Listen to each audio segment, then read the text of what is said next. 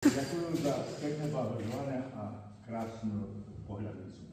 Prišla? Prišla. Ja osobne doňuz do poštárky. Aha. To je poštárka, to je obec, ale schránka, ja to považujem poštárka.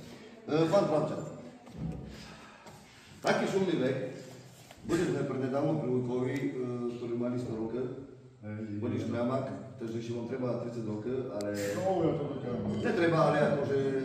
Hlavne, že by ste boli zdraví. Že ste sa vôbec neminili, bo vaša povaha a váš vzťah ku Čirču, alebo vo roboti, alebo ku cerkvi, alebo ku všetkomu možnému vnímam ja, starosta, veľmi pozitívne. A my, ako kapela Ros, vám tebe zablahoželatí, bo odchádzame na ďalšie turné do Šlagnu a jak sa hovorí, da pospívame na mnohé jary, blahé jary. Ďakujem. Nedostavíte. Ďakujem. Anton! Nič, to bolo želajte, že vás zaspívame.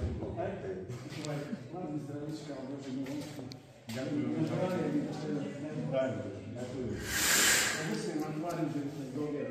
No jak kurno, tak.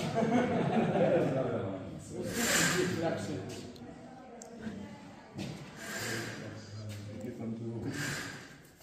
A najsi to trinę to po śpiewania.